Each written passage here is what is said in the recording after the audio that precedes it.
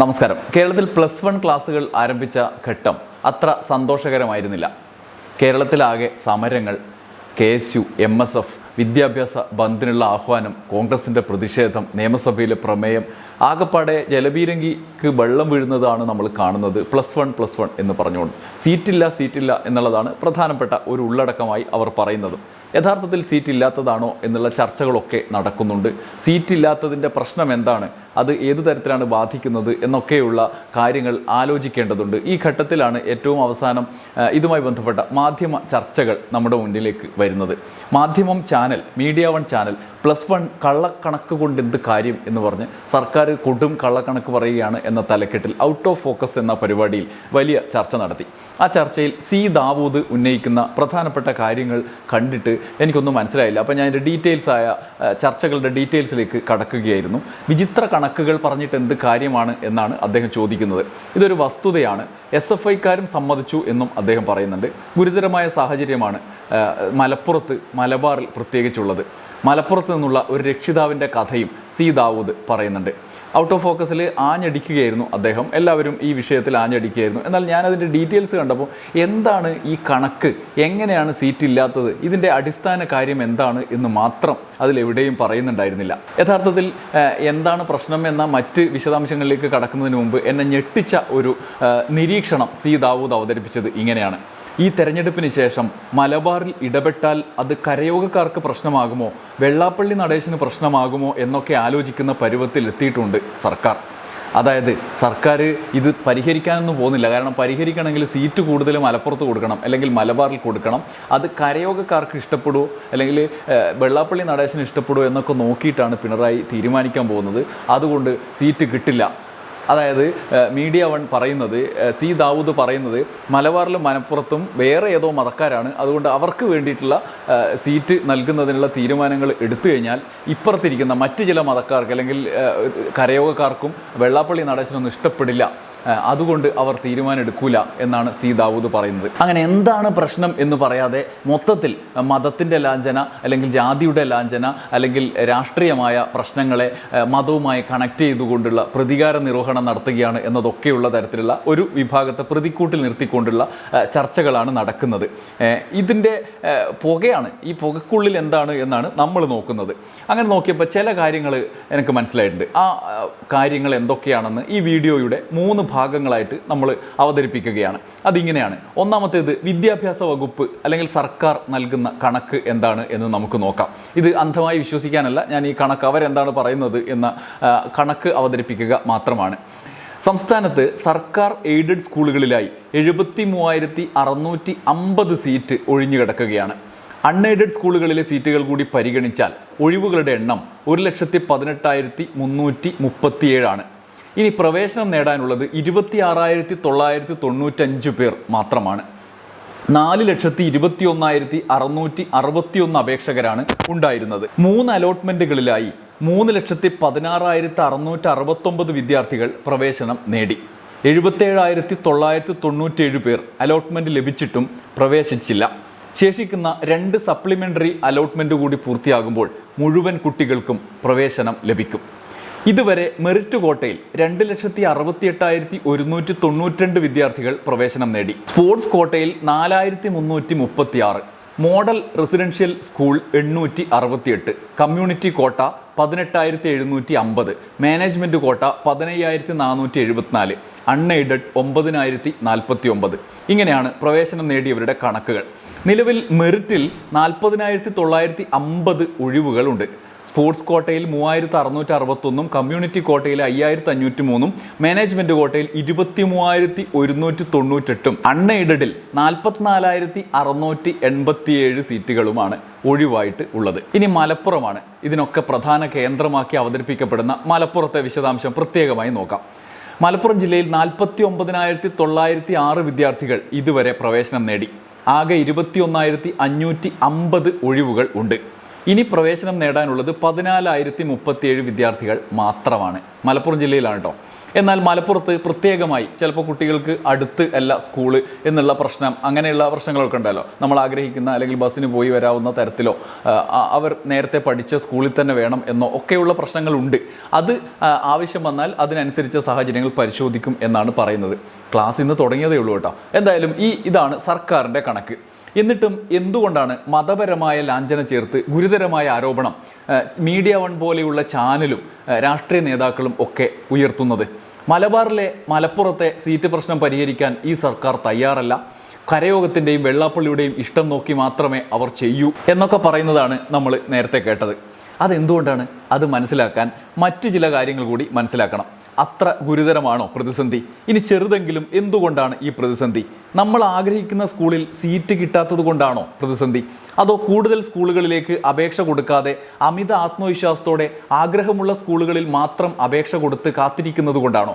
ഇങ്ങനെ പലവിധ കാരണങ്ങൾ ചൂണ്ടിക്കാണിക്കപ്പെടുന്നുണ്ട്. അതായത് ഉന്നത വിദ്യാഭ്യാസത്തിന് അർഹരായവരുടെയും അപേക്ഷിച്ചവരുടെയും എണ്ണത്തേക്കാൾ കേരളത്തിൽ +2 ആവശ്യമായ സീറ്റുണ്ട്. മലപ്പുറത്ത് പ്രത്യേകിച്ചും സീറ്റുണ്ട്. എന്നിട്ടും എന്തുകൊണ്ടാണ് കുട്ടികൾക്ക് പ്രവേശനം ലഭിക്കുന്നില്ല എന്നുള്ള പരാതി വരുന്നത്? രാഷ്ട്രീയ പാർട്ടികൾക്ക് അവർക്ക് കുഴിക്കാൻ കിട്ടിയാൽ കുഴിക്കാനുള്ള അവസരം നല്ലോണം ഉപയോഗിക്കും. മതസംഘടനകളുടെ പാർട്ടികളാണെങ്കിൽ പിന്നെ പറയുകയേ വേണ്ട. അവരുടെ സാധ്യതകൾ അവർ നല്ലോണം നോക്കും. മനുഷ്യത്വം തീരെ ഉണ്ടാവില്ല. അതിലേക്ക് കടക്കും മുമ്പ് എന്താണ് സംഭവിക്കുന്നത് എന്ന് മനസ്സിലാക്കാൻ ഒരു വിശകലനം ഞാൻ നിങ്ങളുടെ മുമ്പിലേക്ക് അവതരിപ്പിക്കുകയാണ്. അശ്വിൻ അശോക് കണക്കുകളും സാഹചര്യങ്ങളും വെച്ച് ഇക്കാര്യം പറയുന്നുണ്ട്. ലഭ്യമായ കണക്കുകളുടെ അടിസ്ഥാനത്തിലുള്ള ആ കുറിപ്പ് ഇങ്ങനെയാണ്. ഇന്നൊരു സുഹൃത്ത് പറഞ്ഞു, സർക്കാർ വിദ്യാർത്ഥികളെ ജയിപ്പിച്ചാൽ മാത്രം പോരാ, അവർക്ക് പഠിക്കാനുള്ള സൗകര്യം കൂടി ഉണ്ടാക്കി കൊടുക്കണം എന്ന്. മിനിമം ഫുൾ A+ കിട്ടിയവർക്ക് സയൻസ് ബാച്ച് എങ്കിലും എടുക്കാനുള്ള സംവിധാനങ്ങൾ സർക്കാർ ഉണ്ടാക്കണം എന്ന്. മലപ്പുറം ജില്ലയിലെ വാർത്തകൾ വെച്ചാണ് ഇത്തരത്തിലൊരു വാദം വന്നത് എന്നാണ് മനസ്സിലാക്കുന്നത്. എന്താണ് വാസ്തവം എന്ന് നോക്കാം. പറയാൻ പോകുന്ന കണക്കുകൾ പബ്ലിക് ഡൊമൈനിൽ ലഭ്യമാണ്. ഒന്ന്, മലപ്പുറത്ത് SSLC പരീക്ഷ എഴുതിയത് 79,901 പേരാണ്. ഫുൾ A+ കിട്ടിയത് 11,974, അതായത് 14.98% ഫുൾ A+. മലപ്പുറത്ത് ഉന്നത വിദ്യാഭ്യാസത്തിന് യോഗ്യത നേടിയത് 79,730 പേരാണ്, അതായത് 99.79. 3, മലപ്പുറം ജില്ലയിൽ മെറിറ്റ് സീറ്റിൽ സർക്കാർ സ്കൂളിൽ മാത്രം 12,230 സയൻസ് സീറ്റുണ്ട്. സർക്കാർ school science seat full A+ സമം 12,230 മൈനസ് 11,974, അതായത് 256 സീറ്റ് അധികമാണ്. ഇനി എയ്ഡഡ് സ്കൂളിൽ 4,047 സീറ്റുണ്ട്. അങ്ങനെ വരുമ്പോൾ 4,303 സയൻസ് സീറ്റ് ബാക്കിയുണ്ട്, എയ്ഡഡ് പ്ലസ് സർക്കാർ സീറ്റ് അടക്കം. ഇതിനു പുറമെ സ്പോർട്സ് കോട്ടയിൽ 499 സയൻസ് സീറ്റും ഉണ്ട്. ഇതിനും പുറമെ നോൺ മെറിറ്റ് സീറ്റിൽ മാനേജ്മെൻറ്റ് സ്കൂളിൽ 2,282 സീറ്റും, കമ്മ്യൂണിറ്റി കോട്ടയിൽ 1,713 സീറ്റും, അൺഎയ്ഡഡിൽ 4,636 സീറ്റും ഉണ്ട്. നോൺ മെറിറ്റിൽ ടോട്ടൽ സയൻസ് സീറ്റ് 8,668. മലപ്പുറം ജില്ലയിൽ ആകെ മെറിറ്റും നോൺ മെറിറ്റും എല്ലാം കൂട്ടി സയൻസ് സീറ്റ് 28,646. ഫുൾ A+ കിട്ടിയവർ 11,974 പേർ മാത്രം. അതായത് ഫുൾ A+ കിട്ടിയ മുഴുവൻ വിദ്യാർത്ഥികൾക്കും സയൻസ് സീറ്റ് നൽകിയാൽ പോലും 16,672 സയൻസ് സീറ്റ് മലപ്പുറം ജില്ലയിൽ മാത്രം ബാക്കിയുണ്ടാവും. ഇനി എന്തുകൊണ്ട് ഫുൾ A+ കിട്ടിയ കുട്ടിക്ക് സീറ്റ് ലഭിക്കുന്നില്ല? സിമ്പിൾ ഉത്തരം, ഏകജാലക സംവിധാനത്തിൽ കൃത്യമായി വിവരം നൽകാത്തതോ അമിത ആത്മവിശ്വാസം കാരണം വളരെ കുറച്ച് സ്കൂൾ മാത്രം അപേക്ഷയിൽ ചേർത്ത് നൽകിയതോ ആവാം കാരണം. ഒരു ഉദാഹരണം പറയാം. കഴിഞ്ഞ ദിവസം റിപ്പോർട്ടർ ടിവിയിൽ ഒരു ഫുൾ A+ കിട്ടിയിട്ടും സീറ്റ് കിട്ടാത്ത കുട്ടിയുടെ വീഡിയോ പ്രതികരണം കണ്ടു. വീഡിയോയിൽ നിന്ന് മനസ്സിലായത് ഇങ്ങനെയാണ്. ആ കുട്ടി പഠിച്ചത് TIC തിരൂരിലാണ്. അതൊരു അൺഎയ്ഡഡ് സ്കൂളാണ്. ജമാഅത്തെ ഇസ്ലാമിയുടെ മാനേജ്മെന്റിന് കീഴിലുള്ള അൺഎയ്ഡഡ് സ്കൂളാണ്. 100+ സ്കൂളുകൾ, സർക്കാർ പ്ലസ് അൺഎയ്ഡഡ് സ്കൂളുകൾ ഉള്ള സ്ഥലത്ത് വെറും 3 സ്കൂളിലാണ് ആ കുട്ടി അപേക്ഷിച്ചത്. അതായത് സർക്കാർ പ്ലസ് അൺഎയ്ഡഡ് സ്കൂളുകളായി 100-ലധികം സ്കൂളുകൾ ഉള്ള സ്ഥലത്ത് വെറും 3 സ്കൂളിലാണ് ആ കുട്ടി അപേക്ഷിച്ചത്. അപേക്ഷിച്ച 3 സ്കൂളുകളും വ്യത്യസ്ത വിദ്യാഭ്യാസ ജില്ലകളിലും. ഇനി മൂന്നാമത്തേത്, ഏകജാലക സൗകര്യം വഴി അഡ്മിഷൻ നൽകുന്നത് WGPA weighted grade point average കണക്കാക്കി ആണ്. അതിൽ 2 ഭാഗമാണ് ഉള്ളത്, academic value part and bonus value part. 4, academic value പാർട്ടിൽ ഫുൾ A+ ലഭിച്ചതിനാൽ ആ കുട്ടിക്ക് മാക്സിമം മാർക്ക് തന്നെ ലഭിക്കും. എന്നാൽ ബോണസ് പോയിന്റിൽ അതേ സ്കൂളിൽ പഠിച്ചതാണെങ്കിൽ 2 മാർക്കുണ്ട്. അതേ തദ്ദേശ സ്വയംഭരണ സ്ഥാപനങ്ങൾക്കുള്ളിൽ വരുന്ന സ്കൂളാണെങ്കിൽ 2 മാർക്കുണ്ട്. അതേ താലൂക്കാണെങ്കിൽ 2 മാർക്കുണ്ട്. ഇങ്ങനെ നിരവധി മാർക്കുകളുണ്ട്. ഈ പറഞ്ഞവയിൽ ഭൂരിഭാഗത്തിനും ഈ കുട്ടി അർഹയല്ല. കാരണം അപ്ലൈ ചെയ്ത 3 സ്കൂളും വ്യത്യസ്ത സ്ഥലങ്ങളിലാണ്. ഇതിൽ നിന്ന് തന്നെ വ്യക്തമാണ് സീറ്റ് ഇല്ലാത്തതോ സയൻസിൽ സീറ്റ് ഇല്ലാത്തതോ അല്ല വിഷയം, കൃത്യമായി ഓപ്ഷനുകൾ നൽകാത്തതാണ് വിഷയം എന്ന്. ഈ വിഷയം നിങ്ങൾ എത്ര സീറ്റ് വർദ്ധിപ്പിച്ചിട്ടും കാര്യമില്ല. വിദ്യാർത്ഥി സംഘടനകൾ ഈ വിഷയത്തിൽ കുട്ടികൾക്ക് കൃത്യമായ ക്ലാസുകൾ നൽകുക, സ്കൂളുകൾ ഈ വിഷയത്തിൽ കൃത്യമായി ക്ലാസുകൾ നൽകുക എന്നിവ ചെയ്താൽ തന്നെ കുറേ പ്രശ്നങ്ങൾ തീരും.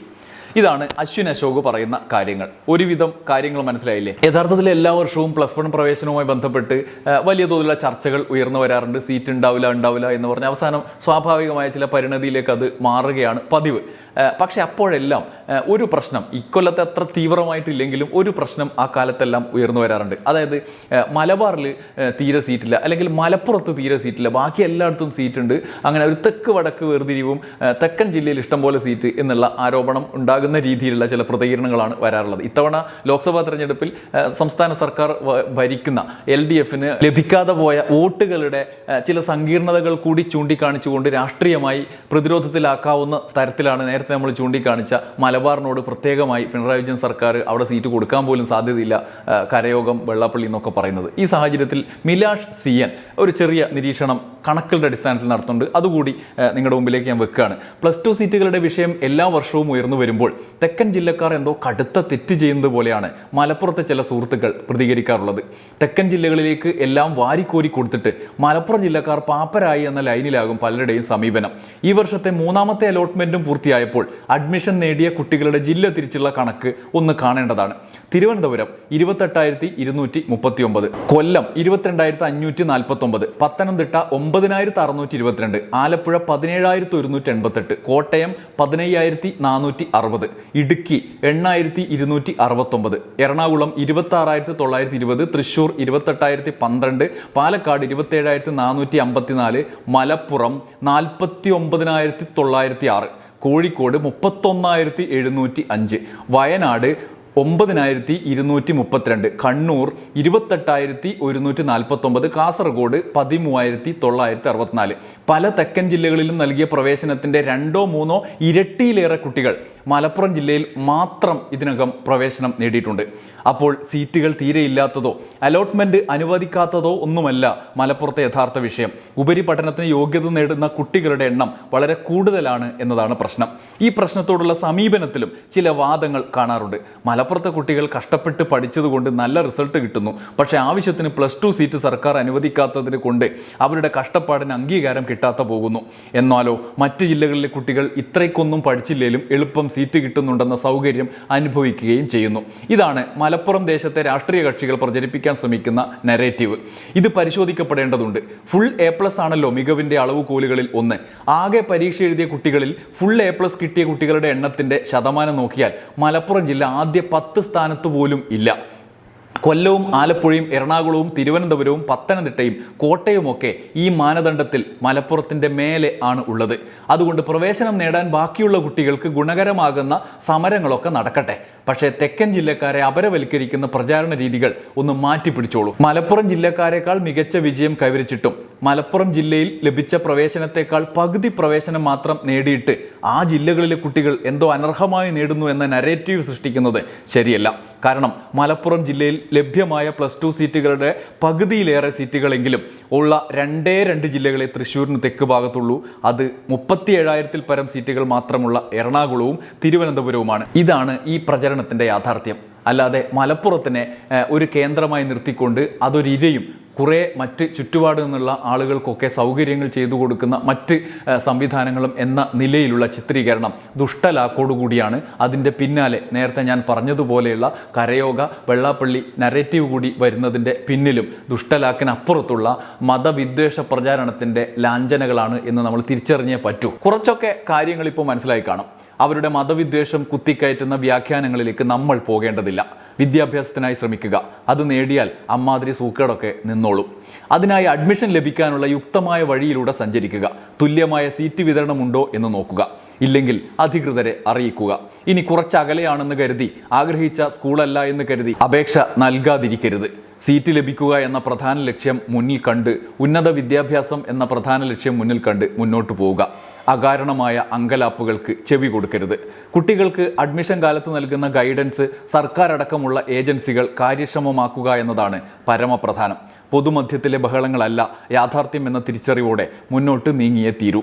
അതെന്തെന്നറിയാനുള്ള മിനിമം ശ്രമമെങ്കിലും നമ്മൾ നടത്തണം എന്നുള്ളതാണ് ചുറ്റുവട്ടത്തുള്ള ആളുകൾക്കും ഉത്തരവാദിത്തമുള്ള കാര്യം. നന്ദി, നമസ്കാരം.